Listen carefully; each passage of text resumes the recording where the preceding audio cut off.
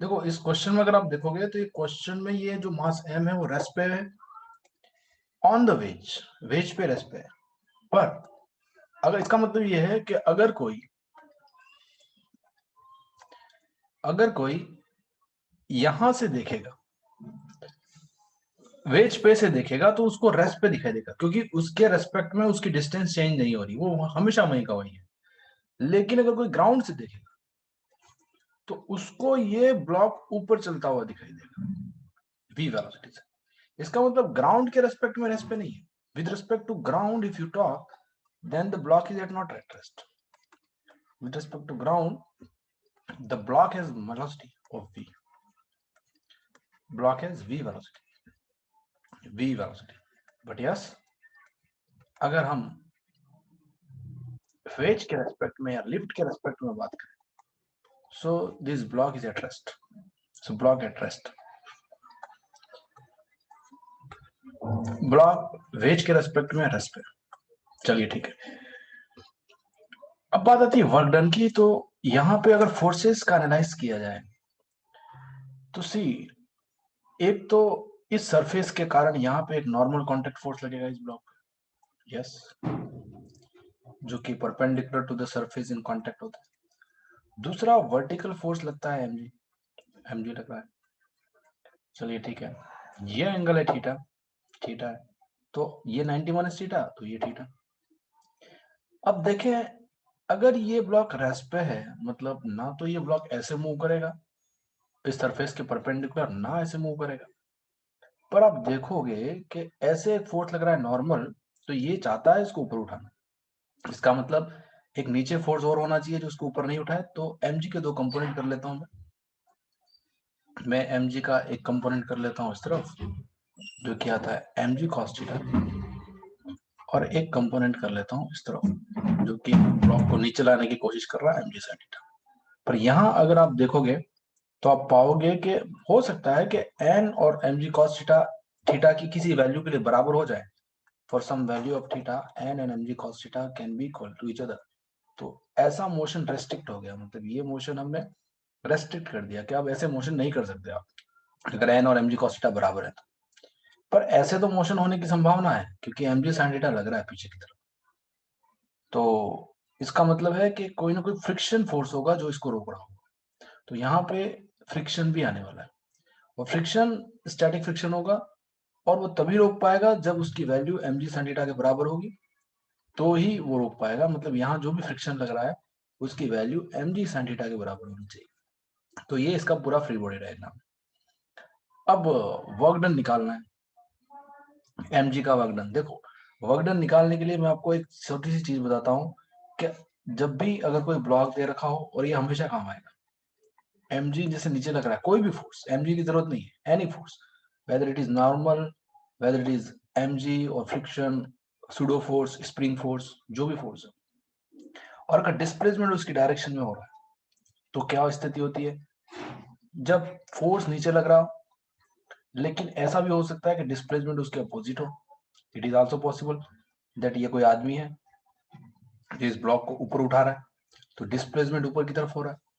अच्छा, ऐसा भी पॉसिबल है कि फोर्स तो नीचे लगे mg, लेकिन डिस्प्लेसमेंट उसके परपेंडिकुलर हो, दैट इज ऑल्सो पॉसिबल।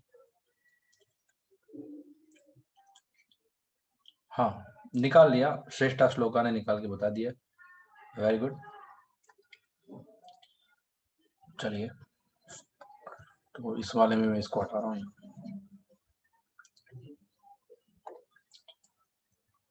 चलिए, तो ऐसा भी पॉसिबल है कि फोर्स इस तरफ लगे और डिस्प्लेसमेंट इस डायरेक्शन में हो, एक्स किसी एंगल थीटा पे।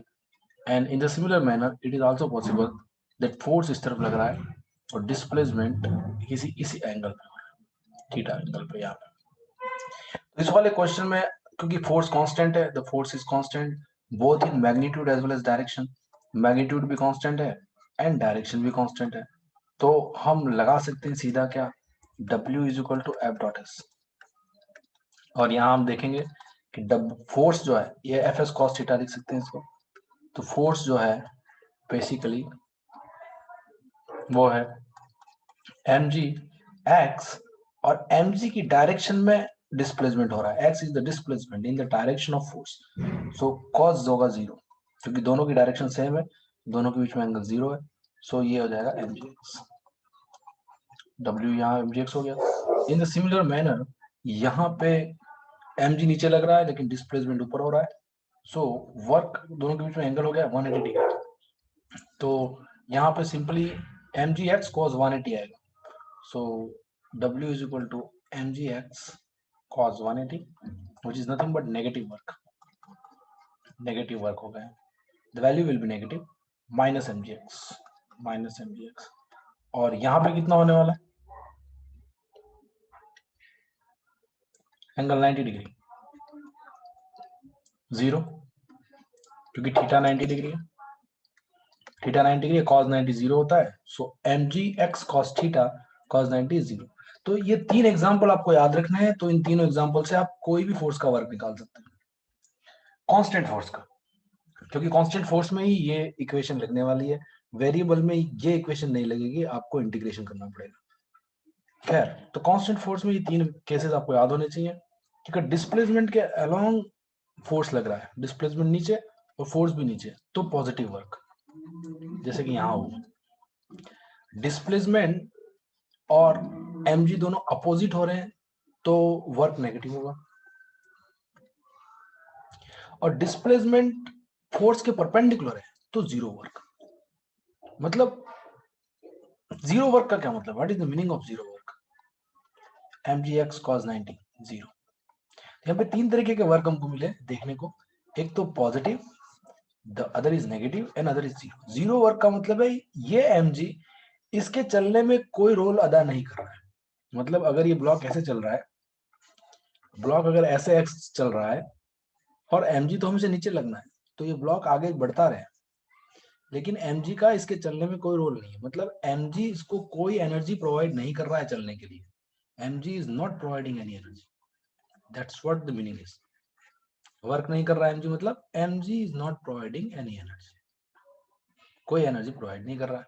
अच्छा, इस वाले केस में जब पॉजिटिव है तो क्या है, mg इसको एनर्जी प्रोवाइड कर रहा है इस ब्लॉक सिस्टम को, और इसमें नेगेटिव एनर्जी का, नेगेटिव वर्क का मतलब है इसमें से एनर्जी को खा रहा है mg इसकी एनर्जी को, इसकी जो भी एनर्जी होनी चाहिए, मान लो इसकी एनर्जी होनी चाहिए 100 जूल, तो 100 जूल नहीं होगी, अब कुछ एनर्जी mgx जितनी एनर्जी ये mg खा गया, तो माइनस नेगेटिव वर्क का मतलब है नेगेटिव कोई काम करे आपके विरुद्ध, मतलब आपकी एनर्जी को खा रहा है, और कोई आपके लिए पॉजिटिव काम करे मतलब आपकी एनर्जी को बढ़ा रहा है, और कोई 0 काम करे मतलब आपकी जितनी एनर्जी उतने से ही काम चलाना पड़ेगा, वो ना तो आपको एनर्जी दे रहा है ना आपकी एनर्जी को ले रहा है, दैट्स इट। अच्छा, इस वाले केस में क्या होगा, इस वाले में हम x के 2 कंपोनेंट कर लेंगे, x cos थीटा और ये होगा x sin थीटा, ठीक है।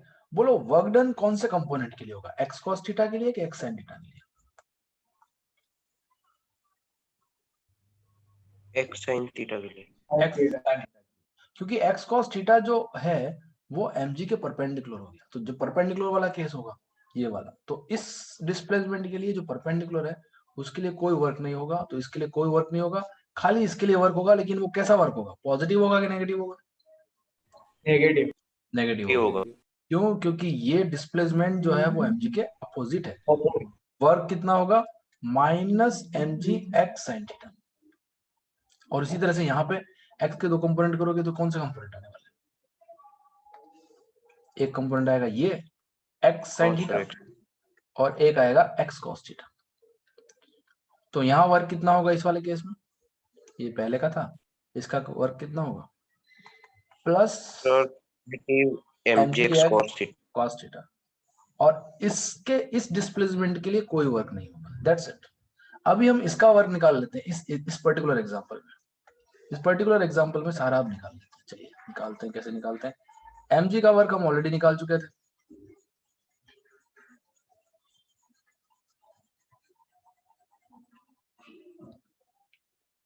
mg का वर्क, क्योंकि ये v वेलोसिटी से चल रहा है, ग्राउंड के रेस्पेक्ट में अगर आपको देखना है तो इसकी जो अगर हम ग्राउंड के रेस्पेक्ट में वर्क डन निकाल रहे हैं तो mg नीचे लग रहा है इस ब्लॉक पे, so mg is acting downwards, और इसका डिस्प्लेसमेंट ऊपर हो रहा है वीटी, तो वर्क क्या होगा? माइनस mgvt, नेगेटिव वर्क होगा क्योंकि डिस्प्लेसमेंट इस तरफ है और डिस्प्लेसमेंट ऊपर है और फोर्स नीचे लग रहा है, तो नेगेटिव वर्क होगा, minus mgvt.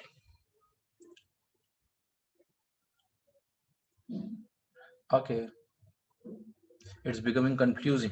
Okay, so other slides, let me take draw again here.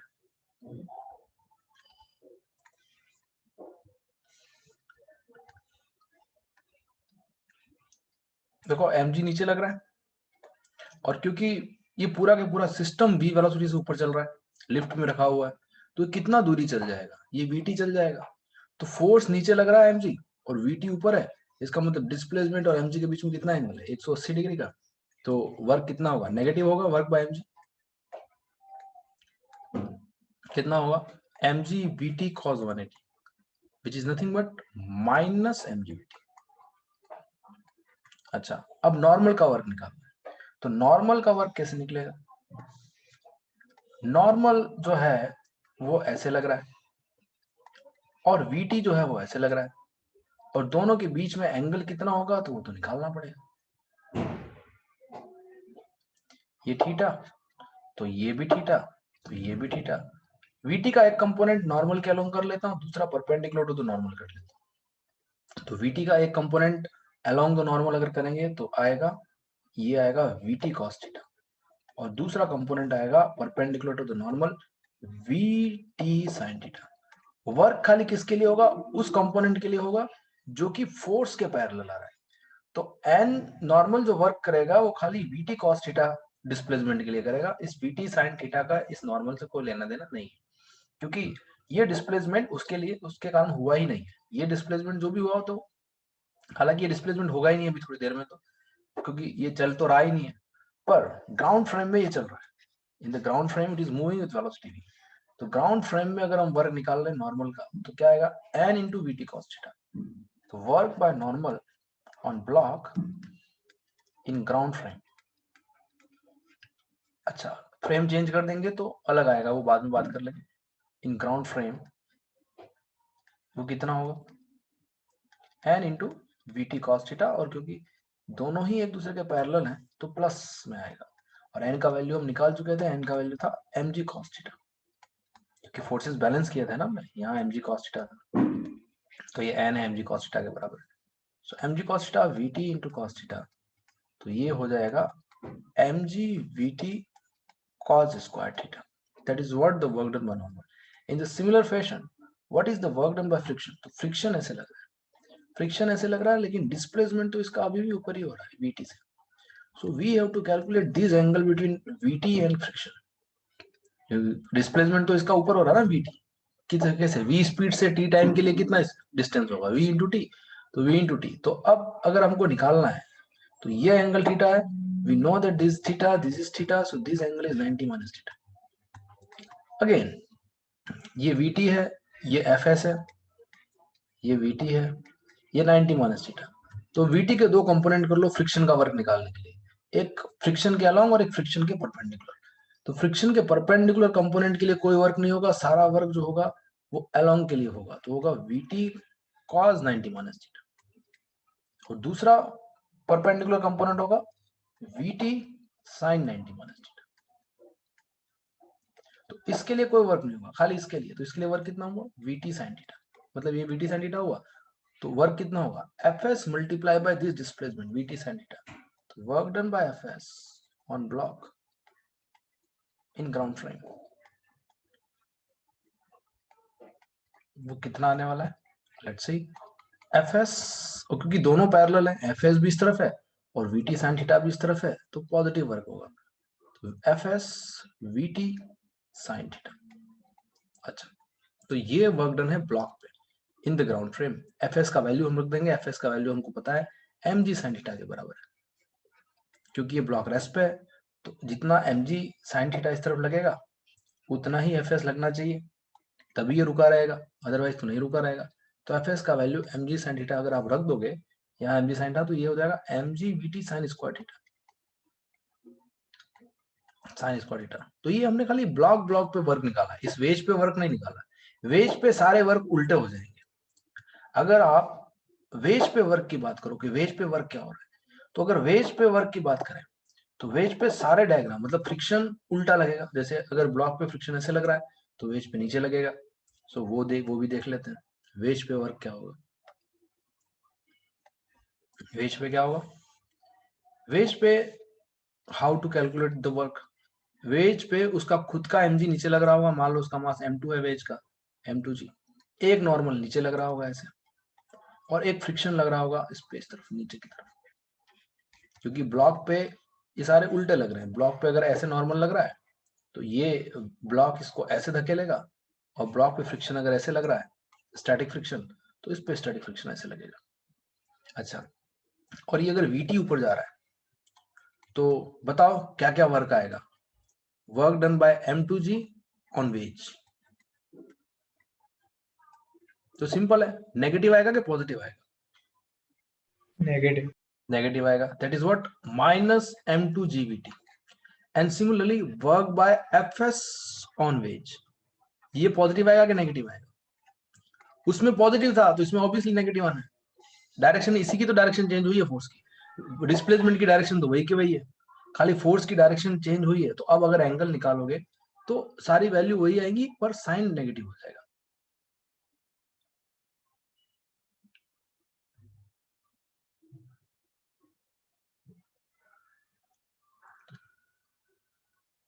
ठीक है, तो ये हो जाएगा वही minus M2GVT sine square theta. और work done by normal on veg,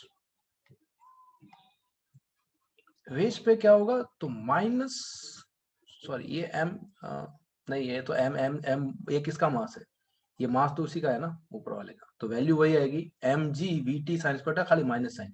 और इसका भी शायद पॉजिटिव आ रहा था पिछली वाले में, तो क्योंकि नॉर्मल और उसके बीच में अक्यूट एंगल था, तो ये इस पे नेगेटिव आएगा। निकाल के भी देख सकते हो, हम निकाल लेंगे थोड़ी देर में। mgVT cos square theta negative आएगा। इज इट क्लियर और नॉट?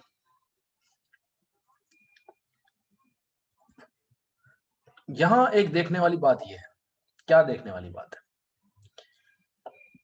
अगर आप कहोगे कि सर इसका निकाल के बता दो एक बार, तो निकाल के बता दूंगा। देखो नॉर्मल ऐसे लग रहा है और VT ऊपर हो रहा है, और ये एंगल है थीटा। ठीक है, तो अगर आप नॉर्मल और इसके बीच में वर्क डन निकालना चाहते हो तो वास्तव में कौन सा एंगल लोगे? You will take this particular angle. So this angle is 180 minus theta. तो अब नॉर्मल फोर्स और VT के बीच में जो एंगल है वो थीटा नहीं कहलाएगा, 180 माइनस थीटा। तो वर्क डन बाय नॉर्मल इस वेज के केस में निकालोगे ना, फॉर वेज, तो वो आएगा N VT cos 180 minus theta, and which is obviously minus cos theta। तो minus n VT cos theta, और n का value mg sin theta mg cos theta है, तो ये हो जाएगा mg cos square theta into VT। तो ये देखो ये चीज आ गई। उसी तरह से इसमें भी निकाल लोगे आप। यहाँ देखने वाली बात ये है कि नॉर्मल का वर्क डन, जो नेट वर्क डन है सिस्टम में, वो जीरो है, क्योंकि एक पे नेगेटिव हो रहा है दूसरे पे पॉजिटिव हो रहा है। ब्लॉक पे नॉर्मल कैसा वर्क कर रहा है? On block. ब्लॉक पे जो नॉर्मल वर्क कर रहा है, नॉर्मल ऑन ब्लॉक, वो पॉजिटिव वर्क कर रहा है, mgVT cos स्क्वायर थीटा। और वेज पे उतना ही नेगेटिव वर्क कर रहा है, मतलब net work done by normal in a system is zero. तो सबसे पहली बात तो ये समझ में आई हमको कि net work done by normal in a system is zero. ये ऑलवेज ट्रू है, ऑलवेज ट्रू, इसका कोई एक्सेप्शन नहीं होगा। क्यों? क्योंकि डिस्प्लेसमेंट तो दोनों का एक ही तरफ हो रहा है, खाली फोर्सेस की डायरेक्शन तो बदल रही है। इस पे ऐसे लग रही है और इस पे ऐसे लग रही है, डिस्प्लेसमेंट तो दोनों का सेम हो रहा है। तो ऑब्वियसली अगर एक पे पॉजिटिव वर्क होना है, एक के साथ अगर एक्यूट एंगल बनेगा तो दूसरे के साथ ऑब्ट्यूज एंगल बनेगा। तो ऑब्वियसली नेगेटिव पॉजिटिव का क्या कहते हैं, जोड़ा बनेगा। तो net work done by normal force will be zero in A system. In A system में अगर एक से ज्यादा चीजें हैं तो उसको सिस्टम बोलते हैं, और अगर एक ही चीज है तो पार्टिकल बोल देते हैं। लेकिन अगर एक से ज्यादा है तो इसका मतलब वो सिस्टम है। तो सिस्टम में नेटवर्क डन मतलब इन दोनों को अगर ऐड किया जाए तो जीरो आएगा। उसी तरह से स्टैटिक फ्रिक्शन का नेटवर्क डन भी जीरो है सिस्टम में, क्योंकि स्टैटिक फ्रिक्शन का जो नेटवर्क डन, जो ब्लॉक पे जो स्टैटिक फ्रिक्शन ने वर्क किया था, static friction work on block वो आया था plus mg/vt sin square theta, और इस पे आया नेगेटिव, तो इन दोनों को भी अगर ऐड किया जाए तो ये भी 0 हो जाएगा। इसका मतलब है कि स्टैटिक फ्रिक्शन का वर्क डन भी सिस्टम में नेट वर्क डन 0 होता है। क्यों? क्योंकि एक पे पॉजिटिव वर्क होगा तो दूसरे पे उतना ही नेगेटिव वर्क।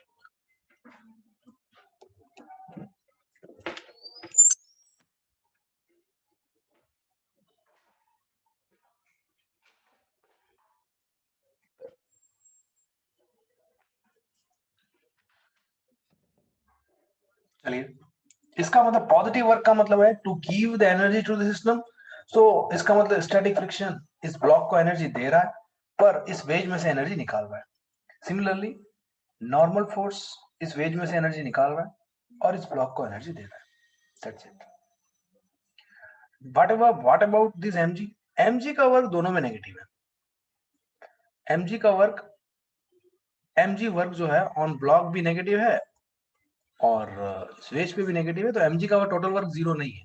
ठीक है, इसमें भी माइनस mg/vt था क्योंकि इसका मास mg था, तो mg/vt, और इसका मास m2g है तो m2g/vt। ये अलग अलग है, both the quantities are different here, these and these are different, but yes यहाँ पे क्वांटिटी सेम है, खाली साइन का डिफरेंस है। ठीक है, तो यहाँ पे 2 पॉइंट हमको नोट करने हैं। क्या पॉइंट? एक तो नॉर्मल का वर्क जो नेट होगा सिस्टम में वो 0 होगा, और दूसरा स्टैटिक फ्रिक्शन का जो नेटवर्क होगा सिस्टम में वो भी 0 होगा। इसके अलग अलग एग्जांपल हम देख सकते हैं, बाद में देखेंगे। अभी एक और देख लेते हैं।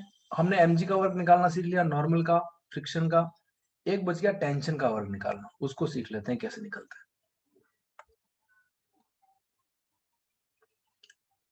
देखो टेंशन का क्या वर्क है। फॉर एग्जांपल टेंशन के लिए एक एग्जांपल मुझे याद आ रहा है, शायद मैंने आपको बताया नहीं बताया, आई डोंट नो।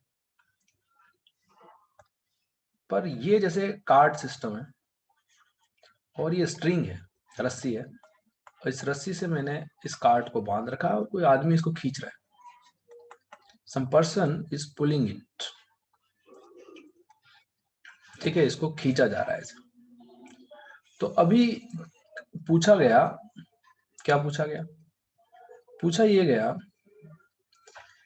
कि इस कार्ड पे टेंशन किस तरफ लग रही होगी, लेफ्ट डायरेक्शन में या राइट डायरेक्शन में?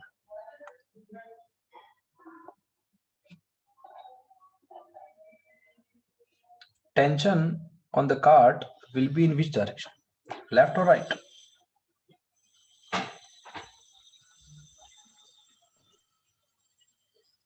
अगर ये इसको खींच रहा है, let's say it is pulling it like this, answer आया है कुछ राइट डायरेक्शन, यस, Right. तो tension will be in right direction. तो उतनी ही टेंशन रस्सी इस आदमी को पीछे खींचेगी। ठीक है, अच्छा, जो नेट टेंशन अगर बात करो, अब नॉर्मल फ्रिक्शन उसकी बात नहीं कर रहे, हम टेंशन फोर्स की बात कर रहे हैं। तो net tension in the system is how much? 0।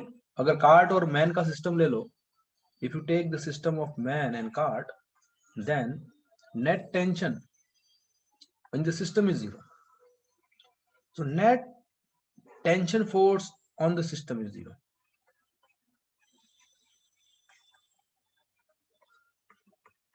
System is 0. So अगर ऐसा है तो फिर ये गाड़ी और आदमी आगे चल कैसे रहे? Then why there is a motion? Net force तो 0 है. Then why there is a motion of man and cart?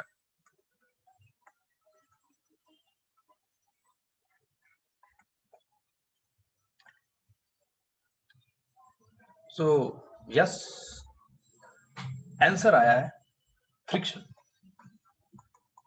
Yes, there is a friction, and due to this is the cause which is due to which the both cart and man are moving. कैसे?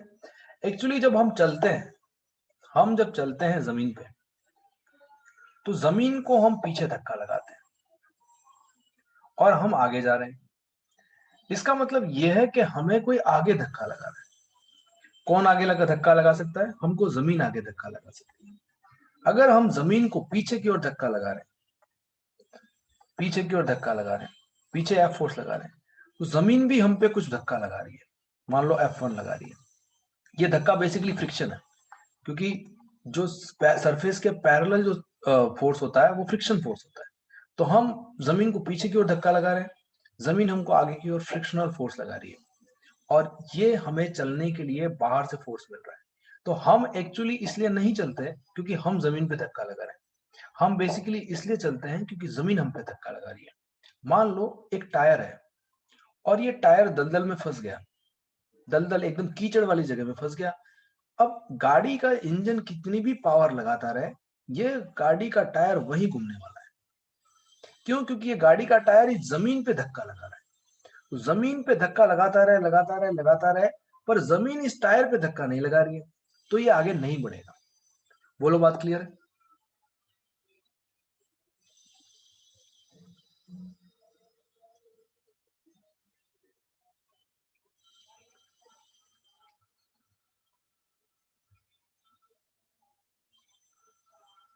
Chain rule का question, कौन सा chain rule का question? इसमें कहां chain rule आ गया? तो basically होता यह है कि कोई भी व्यक्ति चलता तब है जब उसमें बाहर से कोई फोर्स लगे। तो ये पहिया चल रहा है क्योंकि पहिए पे बाहर से फोर्स लगेगा, और बाहर से अगर फोर्स नहीं लगेगा, दलदली जमीन होगी, कीचड़ होगा, तो ये पहिया आगे नहीं बढ़ेगा। That in the similar manner, ये आदमी इसको खींच रहा है लेकिन पीछे जमीन को धक्का लगा रहा है, जमीन को पीछे धक्का लगाएगा तो जमीन इस आदमी को आगे की ओर धक्का लगाएगी, तो जमीन इसको आगे की ओर धक्का लगाएगी। एफ एफ एफ कुछ भी मान लो, एफ ए बोल दो, कितना धक्का लगा, या F1 बोला था तो F1 बोल दो, ठीक है। इन द सिमिलर फैशन इसको अगर टी टेंशन मिली है, हाँ बोलो। सर इसमें ग्राउंड पे पीछे फोर्स लग रहा है, ग्राउंड पे पीछे लग रहा है, यस। तो सर वो फ्रिक्शन ग्राउंड पे आगे लगाएगा और मैन पे पीछे लगाना चाहिए ना ऐसा? कौन फ्रिक्शन लगाएगा ग्राउंड पे आगे?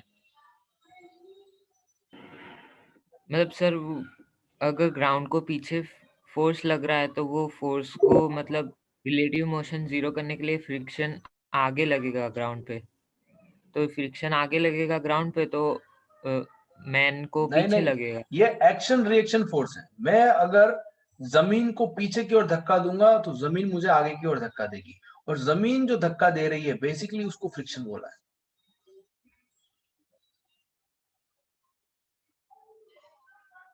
नहीं समझ में आया? ये जमीन का धक्का है, फ्रिक्शन क्या है? जमीन के द्वारा लगाया हुआ धक्का है।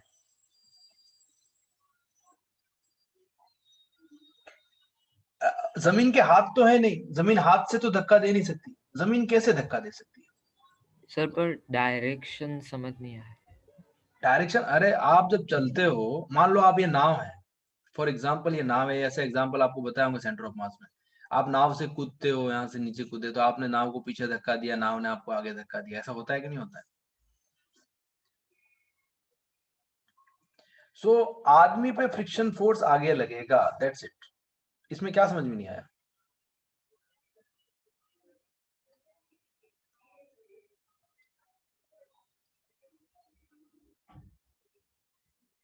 चलिए, और ये क्योंकि अब इसको, तो अगर हम आदमी का डायग्राम बनाए, खाली आदमी आदमी का डायग्राम बनाए, तो आदमी पे दो फोर्स लग रहे हैं। एक तो पीछे की ओर टेंशन जो कि रस्सी खींच रही है, और आगे की ओर फ्रिक्शन खींच रहा है। और आदमी मान लो एक्सेलरेशन से आगे जा रहा है, और आदमी का मास है मान लो m1। तो यहाँ पे न्यूटन लॉज ऑफ मोशन लगा सकते हैं। क्या होगा? Net force is equal to mass into acceleration. So net force कितना होगा? इसका पॉजिटिव, ये पॉजिटिव लोगे, ये नेगेटिव लोगे, तो नेट फोर्स होगा F1 minus T is equal to mass into acceleration. This is what the equation number 1 for this man. And what about this cart? Cart के लिए ऐसा होगा, कार्ट पे टेंशन आगे लग रही है, और ऑब्वियसली यहां भी क्योंकि इसको आगे खींचा जा रहा है, तो इसका जो मोशन है वो आगे होने वाला है, तो इस पे फ्रिक्शन पीछे लगेगा। देखो, गाड़ी पे फ्रिक्शन पीछे लगा रहा हूं मैं, और आदमी पे फ्रिक्शन आगे लगा रहा हूं, क्योंकि आदमी अपनी इंटरनल एनर्जी को यूज करके पीछे धक्का लगा रहा है, तो ग्राउंड उसको आगे की ओर धक्का लगाएगी। और इसमें क्या हो रहा है? इसमें कार्ट के पास अपनी खुद की कोई इंटरनल एनर्जी नहीं है, नो इंटरनल एनर्जी। इसकी खुद की कोई इंटरनल एनर्जी तो है नहीं, खाली मालगाड़ी है, मतलब ऐसे ही एक थैला टाइप है, इसको कौन खींच रहा है? टेंशन। तो टेंशन इसको आगे मूव कराना चाहती है, तो इस पे फ्रिक्शन पीछे लगेगा। और मान लो इसका मास m2 है, और क्योंकि दोनों साथ चलेंगे, साथ चलना इनकी मजबूरी है क्योंकि रस्सी से जुड़े हुए हैं, तो अगर ये a एक्सेलरेशन से चलेगा तो ये भी a एक्सेलरेशन से चलेगा। तो a एक्सेलरेशन से चला तो इस पे न्यूटन लॉ ऑफ मोशन लगाओगे तो आएगा t माइनस f2। t आगे की तरफ है तो प्लस लिया, और f2 पीछे की तरफ है तो नेगेटिव लिया, is equal to mass into acceleration, mass into acceleration. ये इक्वेशन नंबर 2 जो कि इस गाड़ी पे लगेगी। तो दो इक्वेशंस बनेंगी इसमें। इसको बोलते हैं जनरली हॉर्स कार्ट प्रॉब्लम। ऐसी प्रॉब्लम होती है हॉर्स कार्ट प्रॉब्लम। यहाँ आदमी लगा दिया मैंने, यहाँ उसकी जगह घोड़ा होता है। घोड़ा और गाड़ी की समस्या, ऐसे करके कोई समस्या एससी वर्मा में दे रखी है, आप देख सकते हो। हॉर्स कार्ट सिस्टम, घोड़ा गाड़ी की प्रॉब्लम होती है, उसको सॉल्व करता है। चलिए, तो बात ये थी कि टेंशन का वर्क क्या होगा, that's what the question was. तो टेंशन का क्वेश्चन ऐसा होगा, टेंशन का वर्क ऐसा होगा कि टेंशन एक में अगर पॉजिटिव लगेगी तो एक पे नेगेटिव लगेगी, बाकी फोर्सेस को भूल जाओ। और क्योंकि रस्सी से जुड़े हुए हैं दोनों, तो दोनों को साथ चलना है, ये उनकी मजबूरी है, इन दोनों को साथ चलना है। तो अगर ये एक्स चलेगा तो ये भी एक्स चलेगा। तो टेंशन का वर्क भी एक पे अगर पॉजिटिव होगा टी इंटू एक्स, इस पे पॉजिटिव हुआ टी इंटू एक्स, तो इस पे नेगेटिव होगा माइनस टी एक्स। तो इसका मतलब है टेंशन का वर्क एक पे पॉजिटिव हो सकता है, एक पे नेगेटिव हो सकता है, but net work done by tension in system is zero. Net work done W net by tension in a system is equal to 0। क्यों? क्योंकि Tx पॉजिटिव और Tx नेगेटिव, दोनों को ऐड करोगे तो 0 हो जाएगा। तो यहाँ पे तीन फोर्सेस ऐसे देखे गए जिनका नेट वर्क डन सिस्टम में 0 होता है। एक तो टेंशन है, work done by tension, work done by normal, और work done by static friction. इनका जो वर्क डन है पूरे सिस्टम पे 0 होता है। हाँ, ये पॉजिटिव एक पे हो सकता है, दूसरे पे नेगेटिव हो सकता है। ये पॉजिटिव एक पे हो सकता है, ये भी नेगेटिव दूसरे पे हो सकता है। ये पॉजिटिव एक पे हो सकता है, दूसरे पे नेगेटिव हो सकता है, पर नेट इनका वर्क डन 0 होगा।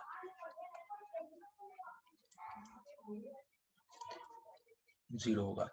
अब अपन वापस अब स्टैटिक फ्रिक्शन के बाद काइनेटिक फ्रिक्शन की बात आती है, लेकिन मैं वापस फ्रेम चेंज करके आपको बताना चाहता हूँ कि वर्क डन क्या होगा फ्रेम अगर चेंज कर देंगे तो। जैसे वही वाला क्वेश्चन ले, उसमें फ्रेम चेंज कर दें, ग्राउंड के रेस्पेक्ट में नहीं ले, अब आदमी के रेस्पेक्ट में ले कि आदमी के रेस्पेक्ट में क्या हो रहा है with respect to this man.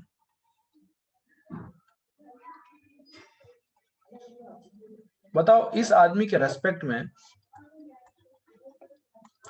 ये रेस पे है, तो क्या वर्क डन होगा सबका?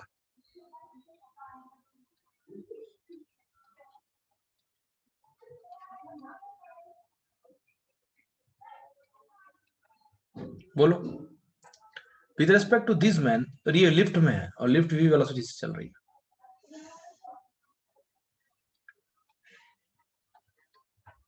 हम काइनेटिक फ्रिक्शन, स्प्रिंग फोर्स और उनको बाद में पढ़ेंगे। पहले with respect to this man what will be the work done.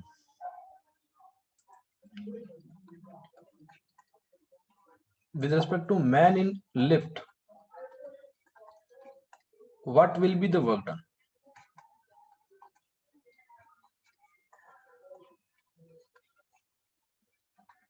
by all the forces, rest with respect to so 0 work done. Okay, yes, with respect to man this particular block is at rest, so neither ये move कर ही नहीं रहा, ना तो ऐसे move कर रहा है, ना ऐसे मूव कर रहा है, ना ऐसे मूव कर रहा है, ऐसे मूव कर रहा है। इस आदमी को उसी तरफ दिखाई दे रहा है, तो सारे फोर्सेस का जो वर्क डन होगा वो 0 होगा। दैट्स इट, है ना। अच्छा, अब अगर मान लो इसको कांस्टेंट वेलोसिटी से नहीं चलाओ और इसको कांस्टेंट एक्सेलरेशन से चलाओ, और फिर अगर मैं आपसे पूछूं कि 2 सेकंड में कितना वर्क डन होगा, तो आप क्या बताओगे? मैं इन सब की वैल्यू भी रख देता हूं। तो इस वाले केस में तो 0 आ गया। क्यों? क्योंकि ये मूव ही नहीं कर रहा है। जब मोशन ही नहीं है इसके रेस्पेक्ट में, तो इसके रेस्पेक्ट में वर्क डन क्या होगा? कुछ नहीं होगा। इसका मतलब एक चीज और भी है कि वर्क डन फ्रेम पे डिपेंड करता है। Work done depends on frame of reference. अगर आपने जैसे ही फ्रेम चेंज की, तो क्योंकि फ्रेम के रेस्पेक्ट में देखने का नजरिया बदल जाएगा। फ्रेम होता है ना, अलग अलग फ्रेम होती है, अलग अलग दिखता है। तो आपने फ्रेम चेंज की, आपका देखने का नजरिया बदल गया, तो work done depends on frame of reference. ये बात आई। चलिए अभी हम एक दूसरी फ्रेम लेते हैं जो कि एक्सेलरेटेड फ्रेम हो, तो उसमें सूडो फोर्स आएगा। सूडो फोर्स का वर्क डन देखते हैं कैसे निकलता है। तो सवाल यही रहने दें, खाली इसकी वैल्यूज दे देते हैं या उसको रब कर देते हैं।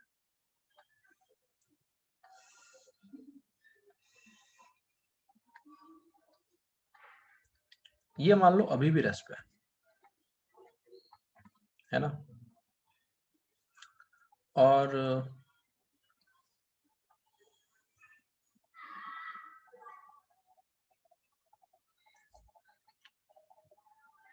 ये लिफ्ट ए एक्सेलरेशन से ऊपर चल रही है 2 मीटर पर सेकंड स्क्वायर। इसका मास ले लेते हैं 2 kg और एंगल ले लेते हैं theta is equal to 37 degree. Initial velocity इसकी 0 है। ठीक, आपको निकालना है work done by the pseudo force, work done by the pseudo force या रेस्ट पे होगा तो कितना होगा, और रेस्ट पे नहीं होगा तो कितना होगा। मान लो ये कांस्टेंट वेलोसिटी से मूव कर रहा है, ऐसे मान लेते हैं कि ये v कांस्टेंट से मूव कर रहा है, इसकी वेलोसिटी है कांस्टेंट। चलो एक बार रेस्ट पे मान लो, एक बार कांस्टेंट वेलोसिटी से मूव करा देना, तो दोनों केस अलग अलग ले लो।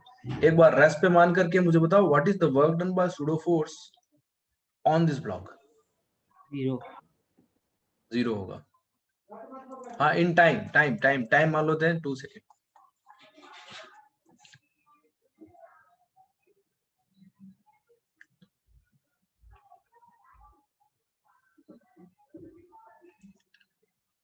तो t is equal to 2 second में, क्योंकि अगर ये रेस्ट पे है तो सूडो फोर्स कहाँ लगेगा, इस ब्लॉक पे सूडो फोर्स कहाँ लगने वाला है, वर्टिकली अपवर्ड या वर्टिकली डाउनवर्ड या हॉरिजॉन्टल।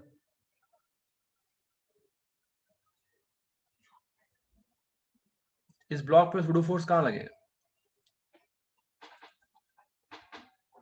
किस दिशा में लगेगा, नीचे नीचे की तरफ। कितना लगेगा, तो इसका मास और उस फ्रेम का एक्सेलरेशन उतना नीचे लगने वाला है। हम खाली सूडो फोर्स की बात कर रहे हैं, तो मैं खाली सूडो को ही बता रहा हूं यहाँ पे।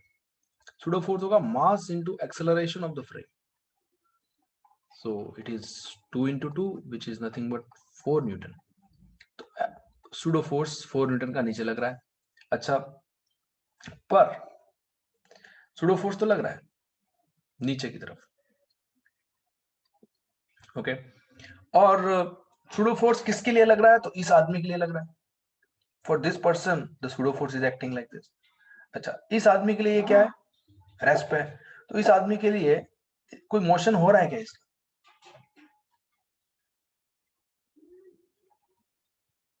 सो with respect to this frame pseudo force अगर आपने लगाया है तो किस फ्रेम में लगाया है, इस आदमी के फ्रेम में लगाया है, तो इस फ्रेम के रेस्पेक्ट में इसका कोई मोशन नहीं है, इसलिए आप कह सकते हो कि ये वहीं का वहीं है, भले फोर्स लग रहा है लेकिन the motion is not, so work done is 0।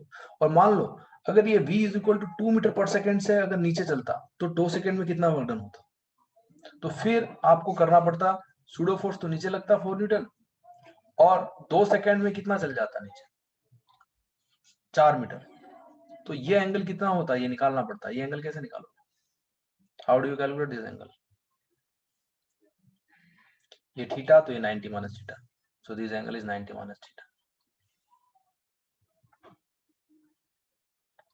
ठीक है, ये समझ में आ रहा होगा मेरे हिसाब से, कुछ खास नहीं है इसमें। ये 4 न्यूटन और ये 4 मीटर, 2 मीटर पर सेकंड से अगर कांस्टेंट स्पीड से चलेगा तो 2 सेकंड में कितना चलेगा, 4 मीटर। और ये एंगल हमको पता होता है, ये ऐसे ऐसे जाता है, ये थीटा है तो ये थीटा है, तो ये 90 माइनस थीटा है, ये सब पता है आपने। तो इसका इसके अलोंग कंपोनेंट कर दोगे तो पॉजिटिव आएगा 4 cos 90 माइनस थीटा, तो यहाँ कंपोनेंट आने वाला है 4 cos 90 माइनस थीटा। मैंने इस 4 का कंपोनेंट लिया है यहाँ पे, तो ये हो जाएगा 4 sin थीटा। 4 sin थीटा और 4 न्यूटन का मल्टीप्लाई करोगे तो वर्क डन आ जाएगा by pseudo force, that is 4 into 4 sin theta, that is 5 sin 37, तो आ जाएगा 60 इंटू 3/5। कैसे 53 किसका आया था?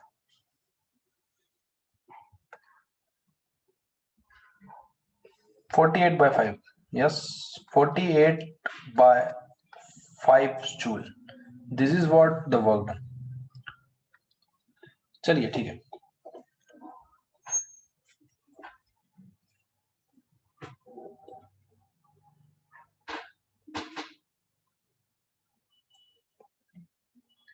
चलिए तो ये वर्क डन हमने आज निकाले।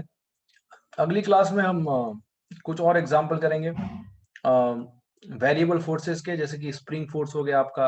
अच्छा, काइनेटिक फ्रिक्शन का रह गया, मैं काइनेटिक फ्रिक्शन का वर्क डन निकाल के बता देता हूँ आपको। काइनेटिक फ्रिक्शन का वर्क डन सिस्टम में क्या होता है, काइनेटिक फ्रिक्शन का वर्क डन सिस्टम। मान लो ये ब्लॉक चल रहा है, ठीक है, और यहाँ फोर्स लगाया 10 न्यूटन का। यहाँ पे मान लो काइनेटिक फ्रिक्शन है Fk = 5 न्यूटन, है ना, और Fs मैक्सिमम भी 5 न्यूटन है। तो ये ब्लॉक चलेगा, ऑब्वियसली बात है, क्योंकि 5 न्यूटन, क्योंकि अभी ये जो स्टैटिक फ्रिक्शन का मैक्सिमम वैल्यू इसको रोक नहीं पाएगा, क्योंकि यहाँ पे जो फेविकॉल है वो इतना सफिशिएंट नहीं है कि इसको रोक पाए। तो अब कौन सा फ्रिक्शन लगेगा? Kinetic friction. काइनेटिक फ्रिक्शन कहाँ लगता है? तो ऑब्वियसली काइनेटिक फ्रिक्शन पीछे लगेगा, Fk = 5 न्यूटन लगेगा, और ये 10 न्यूटन आगे लग रहा है। अच्छा, मान लो अगर इसका डिस्प्लेसमेंट किसी टाइम इंटरवल में x हो, एट इन टाइम t, अगर इसका एक्सेलरेशन वगैरह सब निकल जाएगा, आप निकाल लोगे, मास दे रखा होगा, तो x डिस्प्लेसमेंट इसका हुआ, ठीक। तो work done by this 10 Newton कितना हुआ ब्लॉक में?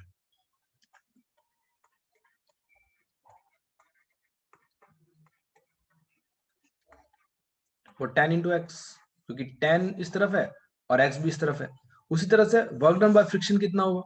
काइनेटिक फ्रिक्शन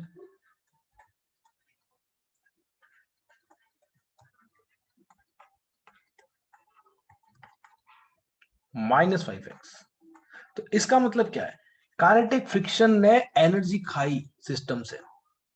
अगर ये फ्रिक्शन नहीं होता तो ऑब्वियसली ये ब्लॉक 10 न्यूटन अगर फोर्स लग रहा था और x जा रहा था, तो इसके पास वर्क डन होता कितना होता? 10 इंटू एक्स।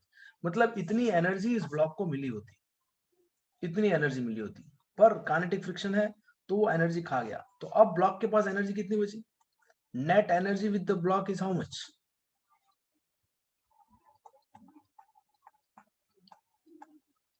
कितनी बची? 10x - 5x which is equal to 5x। इतनी एनर्जी बची। तो काइनेटिक फ्रिक्शन सिस्टम से एनर्जी खाता है। काइनेटिक फ्रिक्शन अगर एक पे मैं कहता हूं कि नेगेटिव वर्क कर रहा है, तो दूसरा सरफेस भी तो है, सरफेस ये वाली, उस पे कैसे वर्क कर रहा है? तो इस सरफेस की बात करें, ग्राउंड सरफेस की बात करें, तो काइनेटिक फ्रिक्शन ग्राउंड पे भी लग रहा है। तो ग्राउंड पे अगर मैं डायग्राम बनाऊं काइनेटिक फ्रिक्शन का, तो ऑब्वियसली ग्राउंड पे काइनेटिक फ्रिक्शन जो लगेगा वो इस डायरेक्शन में लगेगा, पर ग्राउंड तो मूव कर नहीं रही है, ग्राउंड मूव कर नहीं रही है, ग्राउंड नॉट मूविंग। तो work done bye kinetic friction on ground कितना हुआ?